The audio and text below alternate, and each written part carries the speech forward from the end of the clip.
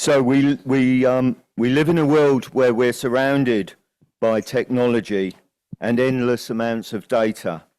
A key theme of the forum this year will be how these two might be better utilised to understand and address some of the challenges faced by both business and migrant workers in global supply chains. And this first session is all about the need for better data and how it can be used more effectively. It's led by Dan Wiedemann of Working Capital Fund. Dan, over to you. Thank you, everyone. Can you hear me? No, I see shakes in the head. Hello, how's this? Still not working. Now we're good. Everyone's nodding. I will just assume that everyone watching online is also nodding. Let's hope for the best. Neil, thank you. I'm thrilled to be here and to open up with this first panel. And we're going to dive right in. We got about 50 minutes. We got a lot to cover. Two panelists here and two panelists who have yet to show up on the screen but are sitting in their home offices online. The system we are trying to intervene in is that which puts workers and others in a position of vulnerability to forced labor and modern day slavery. I'm going to lead off just briefly with a couple of sort of stipulations, right? So we don't have to debate them too much, though I guess we probably could if we really want to. The first is that this is a persistent problem. This is, if no other measure, this is the 8th Global Forum on Responsible Recruitment. I was at the first one. I myself have been doing work on forced labor and supply chains for longer than I care to remember, but the point is we haven't yet solved it. And the problem is a persistent one. By some measures, including those from Catherine's organization, Walk Free, the problem is getting worse. Recently, Baroness Theresa May, former Prime Minister, who was the head of the Global Commission to End Modern Slavery and Human Trafficking, released a report launched at the UN, which articulated not only increasing numbers, but increasing vulnerability, in part due to conflict, persistent conflict, the problems of climate change, and of course the lingering effects of COVID. So the first characteristic of the system is it's persistent, it's still there. I would say a second characteristic is that we do actually collectively and individually know what works. I think if I asked any of you in this room and probably most of the folks online what you would recommend if I presented a particular part of the problem, an instance of forced labor in a factory, on a farm or a construction site, or more generally a supply chain or a business problem that relates to forced labor and supply chains, I bet we could come up with some pretty good solutions. They're all there. They're sort of ready for the taking. And I think most of us, particularly those in the sort of advocacy and civil society community, feel that we want the pace of change to accelerate and particularly want to talk to business about the pace of change, recognizing that there's some leading businesses both here and elsewhere. And then thirdly, we're operating on a kind of a theory of change implicitly since the beginning of the modern anti-sweatshop movement in the 90s, which is when there's an exposure or when there's an instance of a problem, people respond. Be you in civil society, certain regulators, the government of Thailand, and businesses respond. So we have this implicit theory of change collectively, even as we have detailed ones among ourselves. So we have an idea of what we want to kind of try and do. We want to illuminate more aspects of the problem in a more actionable way so that more and better and quicker action can be taken. So that's my introduction to what we're talking about. Now I briefly introduce the question of data. As John mentioned, we're really launching a data partnership, and many of you will have, your eyes will start to glaze over as you think about data, or you will have visions of sort of, I don't know, I'm dating myself, Star Trek in the 1970s and other science fiction movies, big whirring wheels of servers. Don't get caught up on exactly what data means yet. We'll talk about that next panel and into the future. What we're really looking at is sources of knowledge, pieces of information that can deliver insight and mobilize action. And so they might be data in the sense that there's a number or an instance, and it might be some piece of information that mobilizes a story or creates intelligence that someone can act on. That's in general what we're trying to sort of get done today. New voices, new approaches, and certainly embracing, and this again more later, new technologies. That structure of the conversation is a sort of 3 sections. The first is, what do we think the current state of play of data is? I'm going to talk to these two folks, particularly from their unique perspectives about that. And then we'll turn a little bit more to what we're trying to do to make the case for more and better data and how to use it. So with that introduction, I'll turn to Catherine, Senior Advisor at Walk Free and responsible at Walk Free, which is one of the seminal foundational institutions in this space for the Valley process on business and government, which we can certainly talk about as a part of this. But I think mostly what we want to hear from you is what is the sort of state of play of data? What does Walk Free understand about the problem? What are you trying to do? How are you trying to illuminate the problem? Welcome. Okay, thanks very much, Dan. And is my mic on? Hopefully. Thank you very much for that introduction, and very pleased to be here today to mainly talk about data. In fact, if I can avoid talking about Bali process altogether, that would be great. I'm caught up in meetings with them tomorrow. Walk Free is an international human rights group working to combat modern slavery in all of its forms. And I'm going to assume that the experts in the room here are aware of what we're talking about when we talk about modern slavery. But very roughly, we would operationalize the term by dividing it into its components of forced labor and forced marriage. And there are, various definitions at the international level of what that actually looks like. Walk Free was established over 15 years ago, or around about 15 years ago. And at the time, there was no reliable national level data on what the problem of modern slavery actually looked like. It just didn't exist. And because it didn't exist, because no one had gone out and measured it, that allowed governments to get away with inaction in combating it. And so we saw that there was a real gap there, and we set out to close that gap and to actually measure what had previously been thought of as the unmeasurable. And so through that, we've now published 5 editions of the Global Slavery Index. And we started out strong. I think the first one was in 2013, then 2014. There was talk of publishing them every 6 months. And then we realized that to actually, do the data justice, we actually needed to slow down to adapt the methodology and come up with a much more sort of comprehensive data set of what modern slavery actually looked like. The most recent one you may have seen looks something like this. If you have the actual coffee table edition, this was from 2023. All of this data is available online, and in fact more comprehensively than is actually in this book, which weighs about 1 kilogram, by the way. But in terms of the methodology that we've come up with, as I say, that's evolved over time. And in the early days, we were definitely subject to quite a lot of criticism for the way we went about gathering this data. And that's fine. And a lot of the criticism was really, really valid.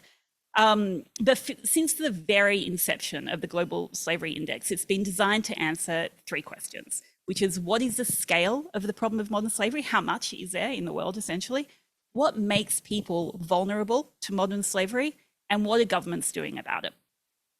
So right now, in terms of the methodology, essentially the bulk of the data comes from surveys that we actually commission through Gallup as part of their world surveys. And so we buy blocks of questions for Gallup to ask real people, real human beings about their experiences with modern slavery related issues. And we also ask them about their family members. So in the last round of surveys, which are done across about 75 countries and capture real information about people's experiences in 129 countries, that captured roughly, including the family members, over 600,000 people, basically, in terms of actually going out there and asking them about their experiences. And then and this is where I get really stuck, and I've asked Dan to make sure I'm not really queried on the methodology, but we essentially use an extrapolative method. So we take that data and we take other information and we run risk modeling, essentially, to come up with the data that we publish as the estimates. So in terms of sources of information, as I say, the surveys are the main thing. But there is no one source of information on modern slavery, and there are some things that the surveys that we do cannot capture. For example, they do not capture the institutionalized population. So in terms of state-imposed forced labor, we very much rely on experts from the ILO to provide those estimates. They do not capture well commercial sexual exploitation, which can capture children and adults as well. Again, some of that is captured through the surveys, and we rely on other data, which is actually provided by IOM for that information. There is some data that we simply cannot capture at all and isn't included. So this would include things like the recruitment of child soldiers, for example, which could be considered a form of modern slavery, but there is just no good way for us to get at that information at the moment. That might change. So we also look at what makes people vulnerable to modern slavery, and that's through a number of metrics that we look at, the environment they're in, and what can actually cause people to become vulnerable. And we look at what governments are doing about it. And so we have about, I think it's 141 metrics that we look at in terms of what we'd call the government response. And so these are things in terms of migrant workers, for example, these might be things like, are there laws in place that prevent the withholding of passports? Are there laws in place that regulate recruitment agents? And we literally mark the governments on their responses to each of those things. And that's done across 176 countries. So in terms of the government response, that's about 25,000 data points that we're looking at every single time we publish a global slavery index. That broadly is the methodology. It is way more complicated than what I am describing here. And if anyone is very, very interested in all of the analysis, please do go to our website. It is laid out there very transparently for anyone to look through. And we're continuously seeking improvement as well. The most recent GSI, for example, we ran a number of lived experience expert groups.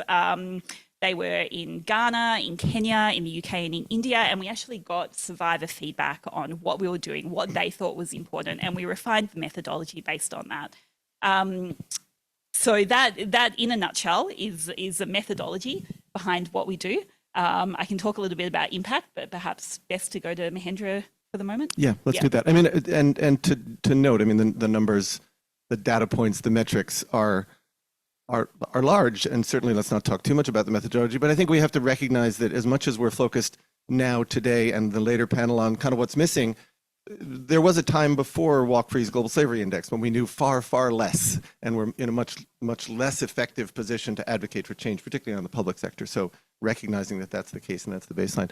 Mahendra, for those who don't know Mahendra, you should look up his bio. He's a unique figure in our space. He himself was a migrant worker and is now playing a role in a number of different ways as a unique advocate for migrant workers and for workers more generally, and is founder, and I think you call yourself scaffolder of two migrant worker organizations.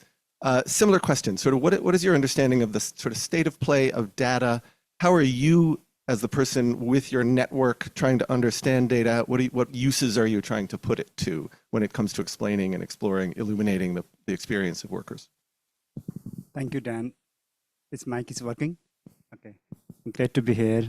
And also, when you mention about that global slavery index and also that Global Commission on Modern Slavery, that report launched 2 months ago in New York.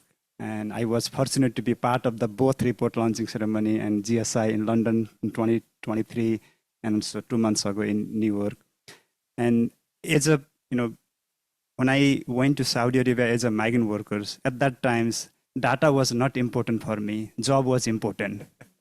So later I learned that, it's not only about individual my life, it is about a more community and also more generation of migrant workers. And for example, when I went to Saudi in 2006, and I paid huge recruitment fee, and my hope was, and when my younger brother and other relatives, when they have to go to abroad, and they have more safer and secure way than I had, that was my hope. And just 2 weeks ago, my younger brother went to Dubai as a migrant workers, and he had to do the similar kind of process. And it means, he had to pay more recruitment fee than I had paid in 2006. It means data is there, system is there, governance is there, discussion is there, but the level of change and is very little. That's why, I think collecting data, collecting informations, and gathering evidence is so important. Then in 2016, I started a small survey through at that time through the number of colleagues from Sarmik Sanjal, and I think Dan, you were also part of that, writing letter to the parliamentarian in Nepal, and we collected around 4,000 data, and around 4,000 migrant workers. They wrote a letter to the parliamentarian from different constituencies in Nepal, and after that we submitted them, and there was some action, and we got excited. Oh, if we have evidence and if we have data, something can work. And then we started having conversation with different organizations, different entity, and we learned that there are so many data resources available, but those data and resource availability are very less engagement of migrant workers themselves. And if there is not much engagement from migrant workers and lived experience people, no matter how much data and what kind of data system we have, that won't be more accurate, more legitimate, and more lived experience friendly if there is no involvement of migrant worker and lived experience. That's why we think that it's not only the collection of data. In order to find reality, in order to get more accurate, more legitimacy, and if we involve migrant workers and lived experience and people who are affected, and that would be important issue while we are discussing about data partnership. That's why in Sarmik Sanjal or the Global Migrant Worker Network or many survival-led and migrant worker-led organizations we have been talking. And it is not only about that we are giving data to others, big resource institutions or big company. It's also some of the data driven by and also driven by us, and also we are telling differences. Sometimes the data collection by migrant workers themselves and data collection by others is quite different. And we like to have more partnership, and we like to have more collaboration. This is just example. And also I would like to mention here, and whenever I go event like this or I meet people in the different forum, I hear there is one stereotype: oh, migrant workers are uneducated and they don't have the technology friendly. And whenever I go to the meeting with the migrant worker community, either in labor camp or field, and I find that migrant workers are more smarter than any of us in the room in terms of data and technology. If you ask them how WhatsApp works and how Signal works and how Google Form works, and they know way better. And how we don't know why that migrant workers have a better understanding about data, because we don't have that much access and we don't have that much engagement and we don't interact with them that much. And even in the bigger forum, and I'm very thankful and grateful for IHRB and also organizers. They are giving space for us, and now I'm here, and some of the global migrant worker leaders and migrant workers are here, and they have been doing such incredible work. And one example is one migrant worker from UAE, and he runs the one YouTube channel and social media. He has 500,000 followers in the YouTube, and he just 2 months ago he contacted me. In order to open the bank account by the Nepali migrant worker in Nepal, Nepal government had a policy that migrant workers should have a national identity card. And after that, and I asked him, and why don't you, do the survey and collect some data and talk with Central Bank of Nepal? And he collected data through his platform, and he went to talk with Central Bank, and Central Bank made a exceptions policy for the migrant workers, because migrant workers are now abroad and without national identity card, they can open the bank account. RP Sirjan, where you are, he's somewhere there, and he's the one who collected data. And after that, talked with the Central Bank of Nepal. Now, he made some changes for migrant worker life, and that life is being, just I'm giving the one example. Sometimes, we can talk about big picture level, but these are the precise example why data is important. Why even it is more important, those data is collected by migrant workers themselves, or engagement of the migrant workers. It's more about legitimacy, accuracy, and also authenticity, and also feel ownership. That's what I can say. Yeah, brilliant. Thank you. Very compelling. And as you say, there are stories and individual instances, and then you're also using data, these stories collected to change policy in Nepal and elsewhere. Before we turn back to Catherine for a question, You didn't mention the scale of the Global Migrant Workers Network. I mean, you have now organized something far beyond anything else that exists. So please just briefly, what does the network look like? Sure. So some of the leaders are here and they can speak, more powerfully than me, and they will speak tomorrow. But the Global Migrant Worker Network, we started in 2020 just as an online platform to gather and also share information and story. And from 25 migrant workers now, the Global Migrant Worker Network has 18,000 plus members from the 71 member organizations from 27 27 different nationalities, and 65% member are women migrant workers, and most of them, they are already leaders, executive directors, community leaders, and survivor leaders in their community. And we have one of the leaders, Anne Amunda from Kuwait, and who is a Filipino, former Filipino domestic workers, now the great champion of the migrant worker community, also who won the Human Rights Defender Award by the state departments last year. Those kind of leaders we have in the rooms. It's not only about, sometimes when we talk about migrant workers, we talk, there is always a stereotype. Oh, migrant workers, they don't have access, they cannot speak. When they come, they always share the sad story and bad story. No, migrant workers can build up the indoor soccer stadiums, they can build up the Disneyland, and they can also build up some solution, and also they can partner with others. And that is the Global Migrant Worker Network is. Beautiful. For those of us who've been in the business human rights world for a while, that question of worker voice is always a little tricky, right? Businesses ought to have more access to it. It ought to be better facilitated. Mahendra and his network and what they built is an independent source of information and data that is available to anybody who wants it, and we're going to integrate it into what we're trying to build, which we'll talk about next. So sort of just congratulations, it's wonderful.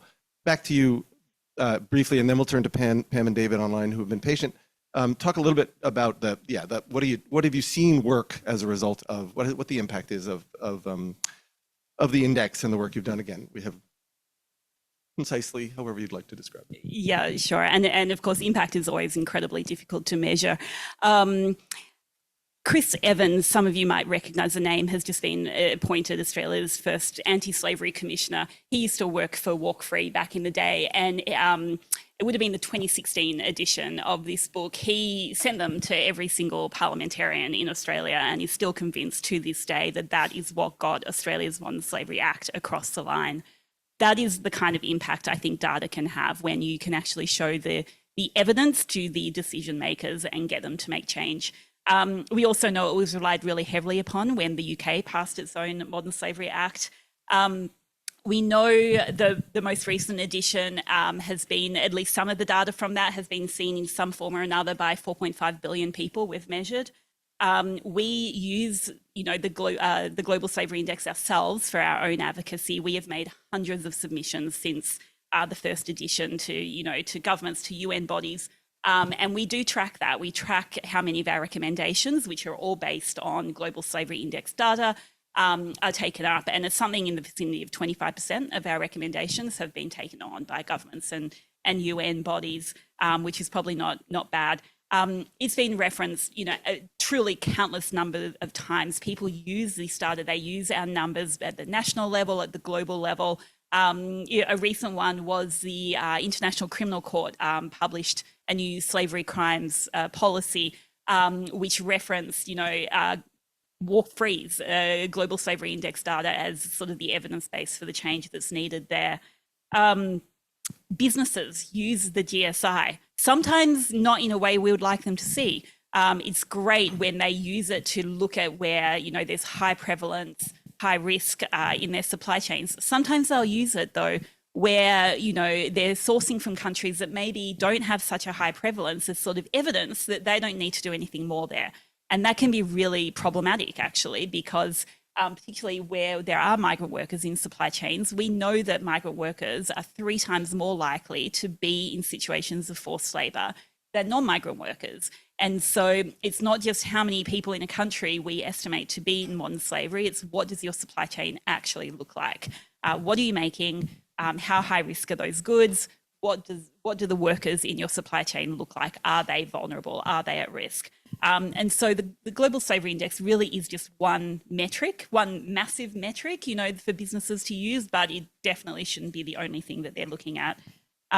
Faith leaders, I'll just go to, which is another one, influencers that we, you know, don't often think about, but Walk Free has a faith arm, which is called the Global Freedom Network, and we've launched an app which is very much based on our data. That's very much in Africa and has been used by a lot of faith leaders to inform their congregants and their followers about the risks of modern slavery. So these are just, you know, a very small snapshot of the types of impact that we see the data having. Beautiful, thanks. Let me segue to Pam Wood, who's been patiently online somewhere, Global Director of Human Rights for the company HPE. And Pam, assuming you're there, hoping you are, the question to you is, oh, there you are. Hello, welcome, good morning, good evening. The question is to continue to pursue this question of data. So how does HPE use data about forced labor? What matters to you as a company? And then the subordinate question, which you can get to now, or I can ask it again later, why is it inadequate to your efforts? Sort of what needs to be improved. Great, thanks, Dan. Hi, everyone. I wish I could be there in person with you. I think there's maybe three main points I'd like to talk to you about this. One is Catherine from Woffrey pointed out, the numbers are immense and getting worse. And although some companies, such as a handful in electronics, are implementing best practices in identifying, remedying, preventing, the vast majority are not. So this is, I guess, one reason why the status quo is insufficient. This won't work for an industry of players so interdependent on each other. We really need all on board, including those in deeper tiers. Two, I think the data now exists and technology has advanced enough that we should be able to make efficient and effective use of the data. I think this is a key moment in time. Imagine very diverse data sources that complement each other and fill gaps. Imagine the data from Mahindra's Global Migrant Worker Network combined with the Responsible Business Alliance's independent audit findings and ISRA's grievance mechanism, government bodies and nonprofits who support survivors, all complementing each other and providing more nuance and context to the risks that we see, the actual instances as well, and what should be done about it. So it really does require, if we are going to leverage this data, deeper data on forced labor, including actual identified instances and risks, the need to make data interoperable, and creating a data ecosystem that creates value for all actors. The third point I'd like to touch on is that we have found that leaders need a more detailed data story, and data really speaks to corporate leaders especially. And a data story that ties to their industry or their supply chains will provide that irrefutable evidence that it's in their supply chains, much like Mahindra was also saying, you know, oh, we've got the data, we've got the evidence. This gives us something to do about it. And the better that we can leverage that data, the more hope I think that we have. Just very briefly, Dan, you asked what kind of data we have. And we have a great source of data here at HP, great multiple sources, I should say, but I think it's still not enough. We rely heavily on our partners and independent assessors, such as the RBA. So we have data points from audits, from worker voice mechanisms and surveys, from grievance mechanisms, from risk tools that we use as well, and other types of collaborative solutions such as Verity's Cumulus platform as well. And these are great, but I don't think they're widely used as a full package by many companies at the moment. So we really do need to make sure that we get to a point where we can make it easy for companies and other types of leaders to have access to this data, leverage this data, complement the work that Walk Free does as well to really tie it to corporates and to provide that clear, irrefutable evidence that it's in their supply chains and something needs to be done about it. Thanks, Pam. You mentioned sort of two directions that mobilize companies, one of which is data exists, and And there are institutions out there, you mentioned the RBA, that are sort of in the business of generating a data set and putting it in front of people to react. And I think we can all agree that there are companies like HPE that react affirmatively and aggressively and actively, when certainly both in terms of trying to prevent the problem, but also in trying to solve it where it shows up. And then there are other companies that are that don't, frankly. And that's a truism in our space. And then the other direction, as you mentioned, is leadership. And you happen to work for a company that has exerted leadership and is now exerting leadership onto this initiative, which we will talk more about, the Global Data Partnership Against Forced Labor. How are you trying to sort of put others in a position of leadership and leverage the leadership that your own company is bringing to the table? Yeah, sure. So we're very active at HP. We're highly dependent on collaborations across the industry. That's the nature of our business and our business model. So we really partner closely with suppliers and rely on those partnerships for transparency and openness to collaborate. So we really do as much as we can to find those leaders in our supply chain, work with them to help showcase good work, to help train up other suppliers in this space as well. And we really do rely on our tier ones, because we don't have, of course, full visibility through every tier of every chain, but we rely on our suppliers to help us cascade those standards and that monitoring down our supply chains, and to escalate issues and to work with us to correct those.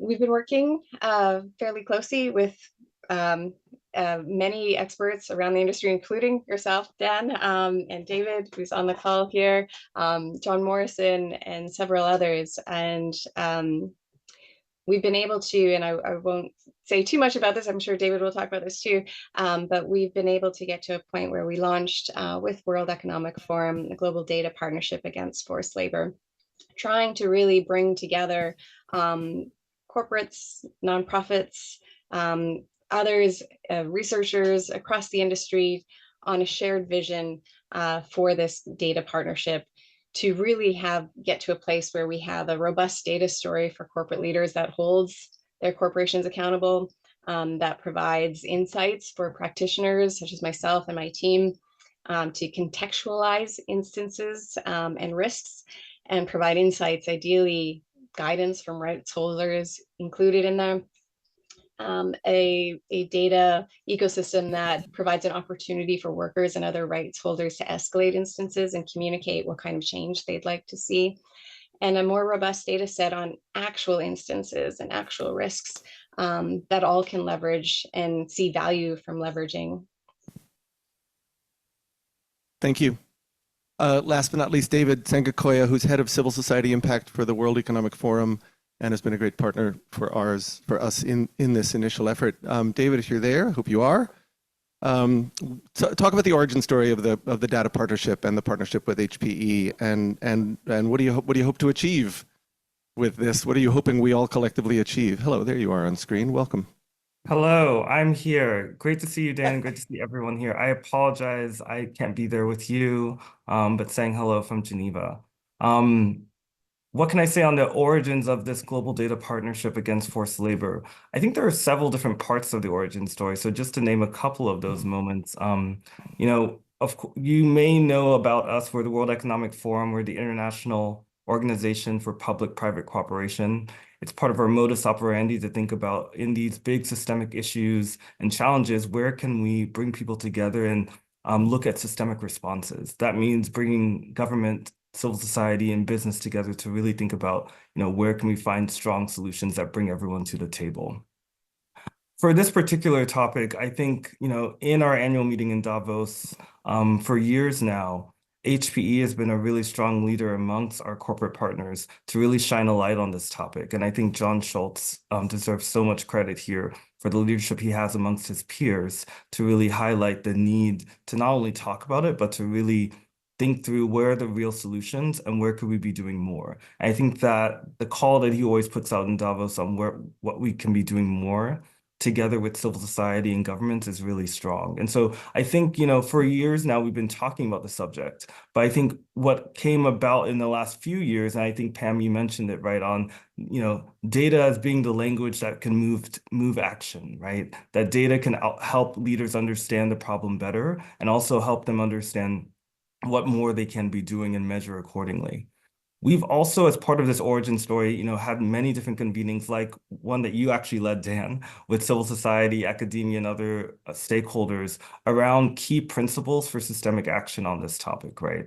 This isn't the first type of initiative launched on this topic. We've heard about many others already on this short panel, right? So what are the type of principles that we need to really be thinking about as we are trying to take serious action on this topic? One of which is around leadership, the opportunity for all leaders to be on the table here, the opportunity in particular to think about where corporates can play a strong role in step change on this topic, the opportunity of bringing in workers in a really strong way. So Mahendra, thank you so much, of course, for your involvement in our work in the sense of, where can we both bring them in terms of their leadership and stories, but also their data as well to be represented in this work, and other types of principles that are key to what we're trying to do. We've talked about data. Data is in the title, right? And so I think in many ways, we're also have been happy to be working with a number of different existing resources like the 3 universes of data around from tech against trafficking, where leaders were able to understand better what type of data is out there, what are we collecting, and how can that really come together in a strong way. 2 other parts of this story that I just want to highlight is around accountability, right? Just because it's not just around data and just putting data sets together and calling it a day, but as it's already been mentioned on this panel, it's around creating irrefutable evidence to mobilize leaders into real action. And so I think as a big part of our work, we're not just thinking about the data that we're hoping to make sense of, but then also the accountability that we're hoping to accelerate. Lastly, around the mindset and behavior shifts that all leaders need to make, right? So how can we shift from leaders hiding from the reality of the problem to actually investing in resources and investing in folks like Pam and others to identify and proactively tackle these issues? And so we've seen that in other types of sectors and other issues. What can we do here to really move the needle here? I think what we're most excited about, and what I think we'll unpack in other panels during the day, but just to put it already on the table, sharing data collaboration is really difficult. How can we do that in a way that protects privacy and also in a way that no one is owning each other's data, but in fact, everyone can retain data sovereignty. And so we really see a lot of promise in federated data infrastructure to do just that and really help this goal of bringing all stakeholders to the table to, again, better understand the problem and create stronger solutions. Thanks, David. You've introduced a new framing, federated data, which some other panel will have to talk about and define. I think staying with you and then Pam in a second, that you mentioned this, sharing data is hard. Sharing is hard. Collaborating is hard. It requires extra effort. There are institutions, again, like the RBA, Tech Against Trafficking already, that manage these collections, but we're offering something different through the WEF. And in some ways, maybe the question to you is, how would you like this group that maybe doesn't know how Davos operates or the WEF operates more generally to understand what this might look like, certainly a year from now at Davos, but then just more generally as it relates to mobilizing businesses to engage an issue because they want to? What's going to make them want to? Yeah, I mean, what's going to make them want to? It's really sort of, in Davos every year, we're highlighting what are the biggest opportunities for corporate and other leaders to really take a hold of. And so what we're hoping to we launched in Davos earlier this year. What we're hoping to come back in year 1 is evidence or insights from this initial first year in terms of looking at this problem on forced labor and looking at how through this new type of data collaboration through the federated data infrastructure, we're able to bring in new insights that they can't get on their own. And I think that's pretty critical in this space where we want to bring out the new types of insights and new types of patterns that each stakeholder in their own different ways wouldn't be able to see otherwise. And so I think that's the real opportunity here that business leaders will be able to, think through and, you know, have access to resources and ideas that they wouldn't ordinarily have, as well as other leaders would have access to that type of insight. We're starting small, so you might have heard we've talked about a proof of concept where we're trying to show and understand what that would look like. But you know, that's the opportunity in Davos this year, is to really put out, you know, the fact that we're able to gather insights that we weren't able to get otherwise through this type of new collaboration through data. So I think that's one opportunity. And then the second is, again, on how can we join this bigger platform of, you know, shifting the key mindsets around compliance, et cetera, into something a bit stronger, right? And so standing with many different leaders from governments, business, civil society to talk about the type of bigger change that this data can help us mobilize on is the opportunity and the goal. And in Davos, we do that quite well. There's so much mobilization that happens that also sets the tone for many other events that happen through the year. And so it's really the opportunity there to really be able to highlight what this could be moving forward. So we're really excited about that. Thank you. And I would certainly endorse the idea. World Economic Forum is a widely known place, the organization, but certainly the opportunity to engage business leaders on this issue is something that I've seen happen in a unique way there. David, just to point out that it's not only sort of providing business leaders with new information that may be worthwhile for them, but also a promise to civil society. Those of us in civil society who have been frequently asked to give our information and our knowledge, often for free, to others in the world who maybe take advantage of it. Those opportunities are always on the table for us, and we're at least structuring this so that there's a mutuality and a set of incentives for people to participate, not ignoring the fact that those are important questions to answer as well. Thank you, David. Pam, back to you real quick on, you know, we've discussed that there are lots of other initiatives around business and forced labor. This is a new one. What right do we have to introduce a new one at this point? What commitments are we making, and also why do we think there's something additional here?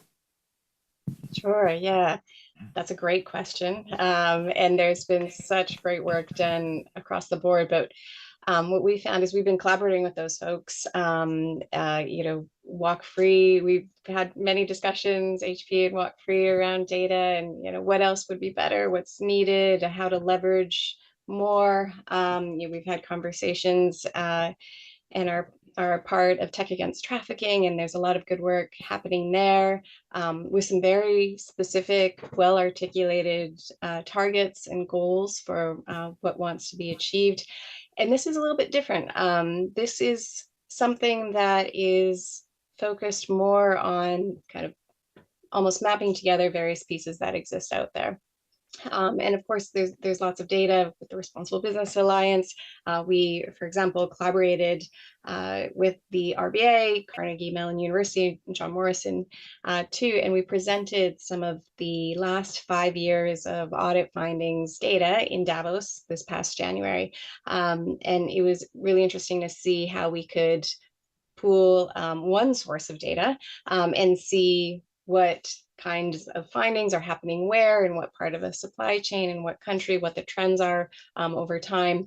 And just my hope is that trying to imagine through this global data partnership, imagine what else we could have if we have these other types of data sources and we pool that all together in a way that is federated so folks can own what they put in, but they can put in not just risks, but actual instances.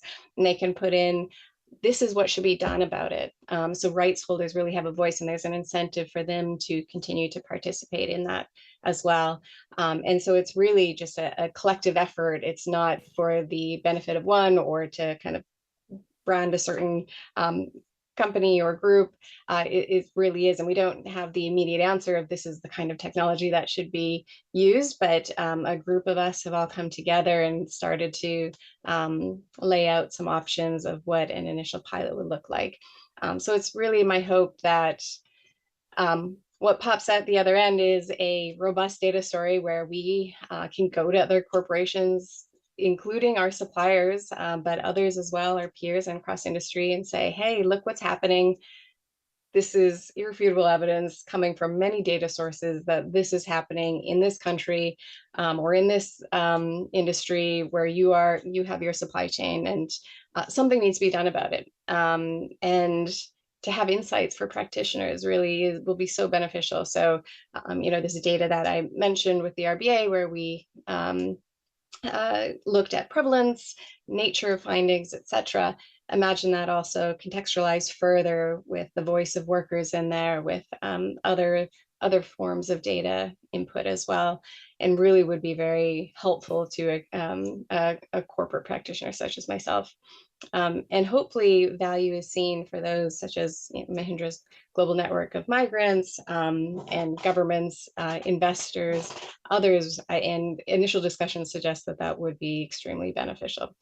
So really it's a little bit different, a little bit of hopefully creating some of the glue so that it's very actionable and something can be done with this data work. Awesome, thank you. And I would add, because we've discussed it as well, Pam, in the earlier sessions that we've had, this doesn't only have to be sort of instance or risk. It can also be prevention, what's working. It can be a data set, so to speak, or a story set or an insight set that illuminates the things that are preventative of the problem, the proactive efforts that are taken such that we don't ever have to hear from someone that they've been in a difficult position. So that's one additional thing I want to make sure is on the table as we think about this, right? It's not simply instances. But let me turn back to my colleagues here on the stage with me.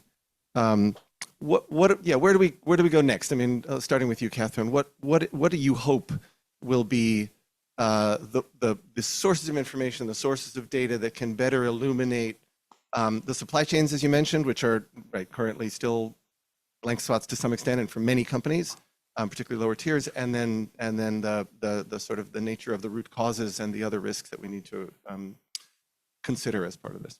Yeah, absolutely. And I think just on that is critical, but as you're already doing, to have those stakeholders involved, to actually have the corporates, and there are some of them in this room today who, are going to add a huge amount of value to that discussion, that are doing amazing work looking at risk in their supply chains, whereas of course there are others that are not.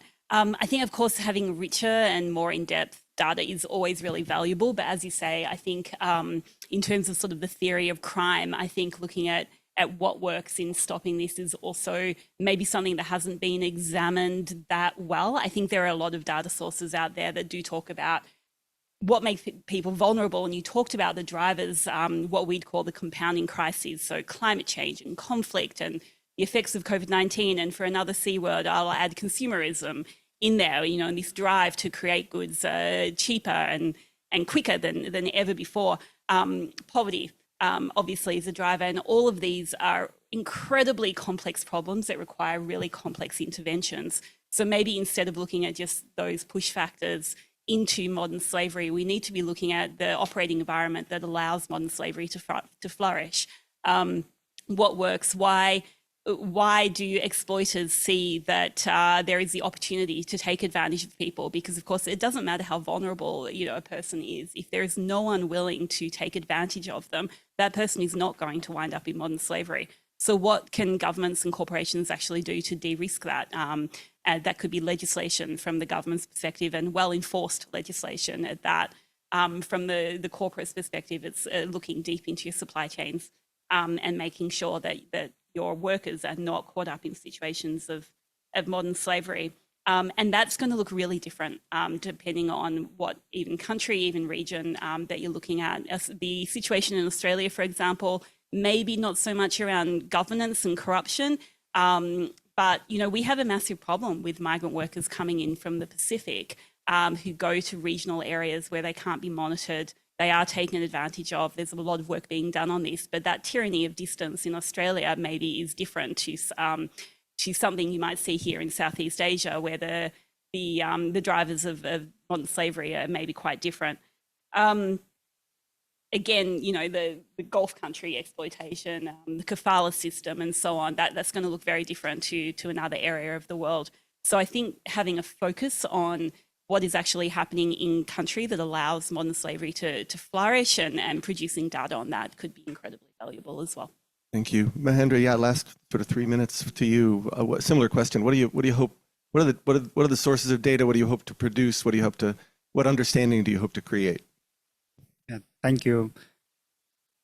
I think my understanding is data always related with the system. And when we talk about system change, there are like three components, and system always exists with government, market, and society. And without understanding those three pattern, and we cannot address the systemic change. So data always help us to understanding about what are the challenges of migrant workers, what are the challenges of survivor and other affected peoples, and what kind of solutions they want, and data can tell us those kind of things. That's why I'm very hopeful about.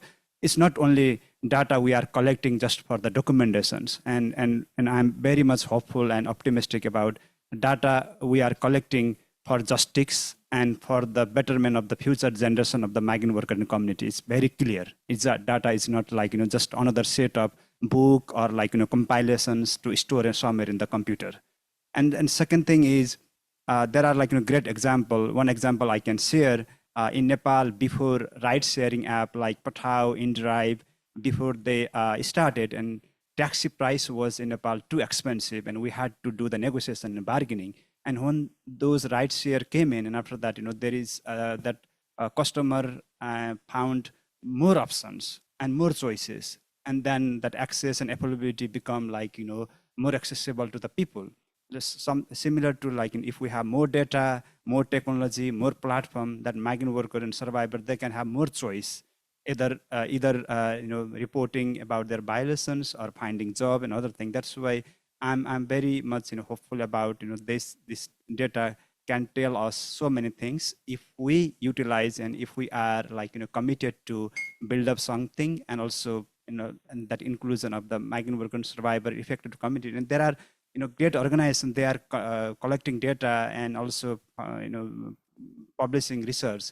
And I don't have any doubt about the good faith of those organizations, but only sometimes good faith is not enough. Sometimes action is much needed. And why action is much needed? Because still, there are thousands of migrant workers, they are dying because of the so many problems that not being addressed so far.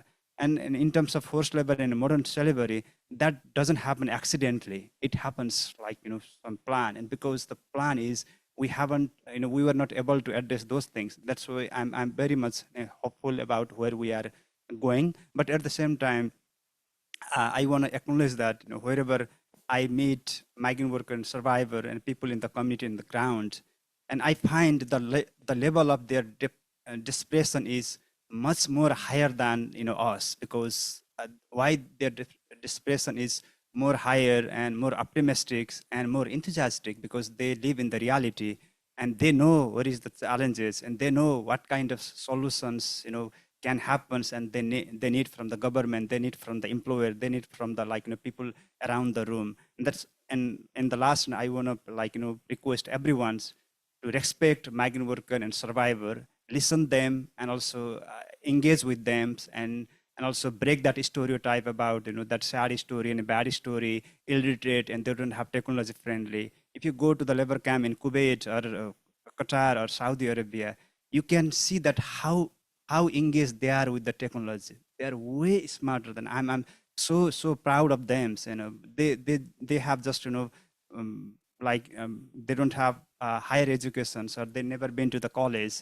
But if I have any problem about how to delete that message and how to deactivate that kind of, and I talked with migrant worker and they find the solutions. That's what I can say. As good a summing up as is possible, I think, from Mahendra. Thank you for that. Pam, thanks to you for staying up late in DC and for the leadership that HPE has provided, and yourself, David, very excited about the role that the WEF is able to play here. Catherine, for Walk Free's continued engagement in this issue. Mahendra, for the work that you're doing. We've talked about a lot of things. I hope we've made the case that there's an opportunity. I hope you've heard a promise that we will as much as possible make this opportunity something additive and different than. And now if you want to know how that's going to happen, that's John Morrison's job on the next panel. So thanks, everybody.